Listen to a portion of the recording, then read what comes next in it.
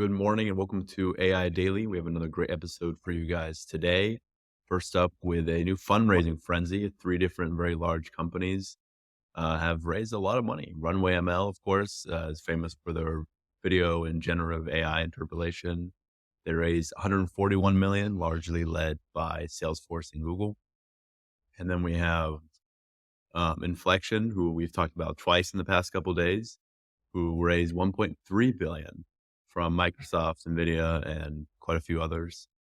And then we have Typeface, which is a sort of generative AI for work, who raised 100 million also from Salesforce and Alpha. These are three pretty big fundraising deals, all on the same day, announced on just one of many days. What do you make of this? I think we covered three other ones either yesterday or the day before, something like that. The feeding frenzy is not coming close to ending. You can get used to us talking about fundraising stories for the next however many years, and then acquisition stories, and then more fundraising stories. So it's great to see there's some awesome teams working on some pretty impressive things. The global investment dollars will be chasing AI and GPUs for, the foreseeable future. So get buckled in and get ready for more. Just one of many. Ethan, you have any thoughts on this?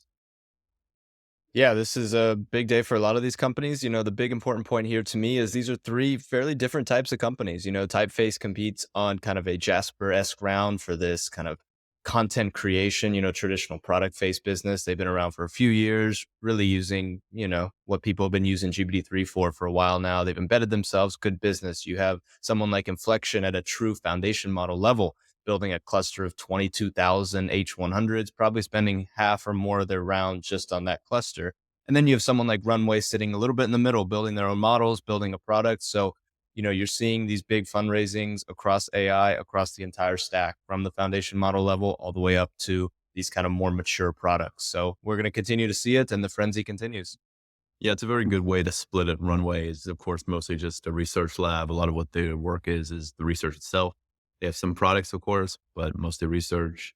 And then Inflection is, again, just building a foundation model, 1.3 billion. Most of that will go to GPUs, all the way over to just another generative AI company that is doing good work. So congrats to all three of you guys. Next up, we have Playground AI. They have a new mixed image editing tool that is essentially a lot like Photoshop and the Photoshop generative AI that we've seen so far. This is sort of a mix between the Photoshop and the Figma. So it is a collaborative generative AI tool. Another good tool. Ethan, any specific thoughts here? Yeah, it's a massive space. You have Photoshop doing it. We covered Clip Drop the other day, and Playground, props to them. I do believe they build a lot of their own models, and they piece them into a very well-built product. So it's a massive space at the end of the day: image editing, content creation, creating new forms of just visualization and giving better tools to these creators. So they're playing in a massive space. They're doing a good product, and they're keeping up to date or even faster up to date than some of the Photoshop players or Stability themselves from a clip drop end. So yeah, props to Playground. Yeah, it's a very massive space, but it's also a very crowded space. Farb, do you see any of these winning out? Do you see them all winning out? What do you see coming? I spent a bunch of time playing with Playground AI yesterday and today. I was pretty impressed by it. It's pretty fast. It generates the images pretty quickly, and they provided just enough productization to allow you to kind of get started without having to just have this empty prompt that is the only thing that you're starting with. It's not like working in in Google Collab. It's a pretty well productized experience, and I say try it out. It's free. You just need to log in, and you can start playing right away. And they give you a lot of tutorials and a lot of help to do it. Very exciting. Lastly, today we have OLMo, a new 70 billion parameter model by the Allen Institute, or AI2, and it's shortly called. This is a model largely focused around scientific research and scientific discovery. The Allen Institute is, of course, a nonprofit that's done a lot of research in AI.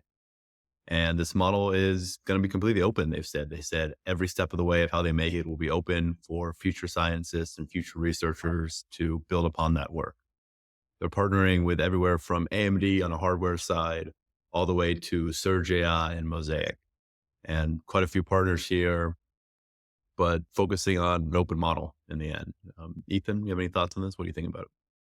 Yeah, Surge is helping on data labeling side. You have the Allen Institute for AI, also just great researchers there. The biggest news to me was that they're actually trying to train this on AMD chips. I'm very curious to see how that turns out, what model they're using, what the architecture ends up being, how long this takes them to. I know they're targeting 2024. We'll see if that's Q1, Q2, what that ends up being. But AMD needs to get their feet into this water. They've been getting absolutely annihilated by NVIDIA right now in terms of everyone's trainings, every cluster being built. So if AMD can pull this off and show that, hey, a 70 billion param open source LLM was built on AMD chips, I think you'll see some actual real startups and corporations kind of possibly redirect their focus, especially with this chip shortage. So for me, the biggest news here is probably if AMD can pull this off, this is great for them. Yeah, AMD is pretty lagging in the hardware space, but if OLMo does this right, if OLMo open sources everything in a way where others can follow it step by step, that'd be pretty big for the war between AMD and NVIDIA, don't you think? Sorry, what was that?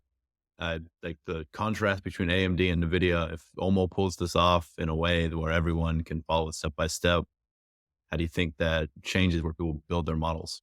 This is probably bigger news for AMD than it is for either of these other two, which is by proxy potentially huge news for the whole industry. These folks are pretty interestingly enough super focused on science and academia. They want to even provide education for researchers and scientists to build their own models based on all of the open stuff that these guys create. The data will be open, the curves will be available. Everything they plan on making everything available. Kind of interesting that they're targeting next year. Who knows what the competition is going to be like when they actually release the thing, but you got to start somewhere. Yeah, all the open training and all the open knowledge right now of how to train a language model is built for NVIDIA. So this is, I think, AMD's second big partnership after Hugging Face. So we will see where it goes. Well, that was our three stories. What have you guys been seeing, Ethan? Yeah, I saw Eric Hartford, great AI researcher in the space. He's announcing OpenOrca. So it's a data set inspired by Microsoft's Orca paper, which we covered a little bit back. Pretty much, OpenOrca is the entire data set, a bunch of data. They want a compute sponsor for different size models. I believe 7 or 13 billion is some of their initial targets. So if you want a model to train and you have some compute, you now have a new data set and a new way to train models. So check it out. Very exciting. Barb, what about you?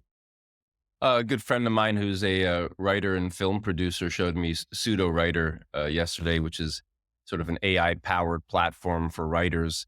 They had, it's early, it's not a fully figured out product. It's running off of GPT 3.5 and 4, if I remember correctly. And, their opinion on it was potentially useful. They hadn't dug into it super heavily yet. So who knows, it may be more useful. They had a few little critiques as a writer that they thought could have improved it, but it's great to see folks getting into these sort of more niche spaces and bringing AI to just about everything you can think of. Very, very exciting. Yeah, I saw Salesforce introduce their XGen 7B, which is their 7 million parameter LLM trained for an 8,000 sequence length. Normally this would be a main story, but between the countless other 7 billion parameter models that we've seen and between Salesforce's own investments from Runway to Typeface, the story was kind of eclipsed, and it's not that big of a story when you can see MPT, Falcon, Llama, Red Pajama, Open Llama, Dolly. There's a lot of 7 billion parameter models out there now. So if you're a company training a model, 7 billion parameters isn't that newsworthy anymore, honestly. Sorry, guys. Yep. Be better. Be better. I mean, in all fairness, they probably started training this, a couple months ago when there weren't that many other 7 billion parameter models out yet. And they just happened to release it late to the party. So Better late than never. better late than never, though. Well, great show today, guys. Thank you all for watching. Make sure to like and subscribe, and see you guys tomorrow. See ya.